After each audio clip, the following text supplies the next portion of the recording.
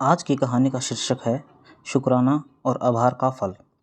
एक पक्षी था जो रेगिस्तान में रहता था, बहुत बीमार, कोई पंख नहीं, खाने पीने के लिए कुछ नहीं, रहने के लिए कोई आश्रय नहीं था।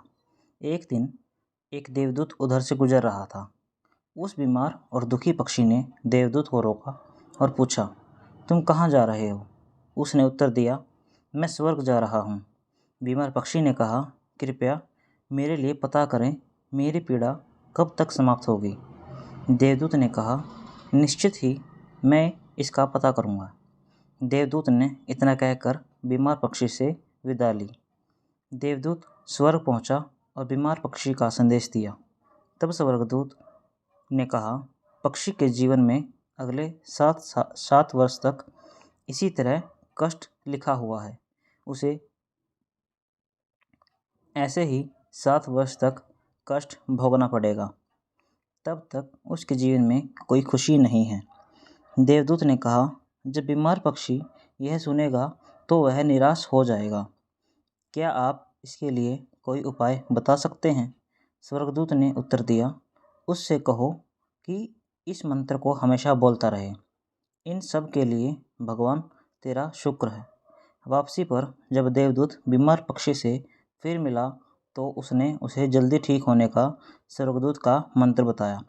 7-8 दिनों के बाद देवदूत जब फिर उधर से गुजर रहा था तब उसने देखा कि पक्षी बहुत खुश था।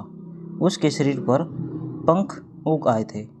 उस रेगिस्तान इलाके में एक छोटा सा पौधा लगा हुआ था। वहाँ पानी का एक छोटा सा तालाब भी बना हुआ था। चिड़िया खुश होकर नाच रही थी। देवदूत चकित था। स्वर्गदूत ने कहा था कि अगले 7 वर्षों तक पक्षी के लिए कोई खुशी नहीं होगी। इस सवाल को ध्यान में रखते हुए देवदूत स्वर्गदूत से मिलने पहुंच गया। देवदूत ने स्वर्गदूत से अपने मन में उठते हुए सवालों का समाधान पूछा तो स्वर्गदूत ने उत्तर दिया, हाँ, यह सच है कि पक्षी की ज़िंदगी में 7 साल तक कोई खुशी नहीं थी, लेकिन क्योंकि पक्षी हर स्थिति में इन सब के लिए भगवान तेरा शुक्र है बोल रहा था और भगवान का शुक्र कर रहा था, इस कारण उसका जीवन बदल गया।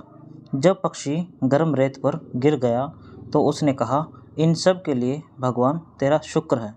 जब यह उड़ नहीं सकता था तो उसने कहा, इन सब के लिए भगवान तेरा शुक्र है। जब उसे प्यास लगी और आसपास पानी नहीं था तो उसने कहा, इन सब के लिए भगवान तेरा शुक्र है। जो भी स्थिति हो पक्षी दोहराता रहा, इन सब के लिए भगवान तेरा शुक्र है, और इसीलिए 7 साल 7 दिनों में समाप्त हो गए। जब मैंने यह कहानी सुनी तो मैंने अपने जीवन को महसूस करने, सोचने, करने और देखने के तरीक़ों में एक ज़बरदस्त बदलाव महसूस किया।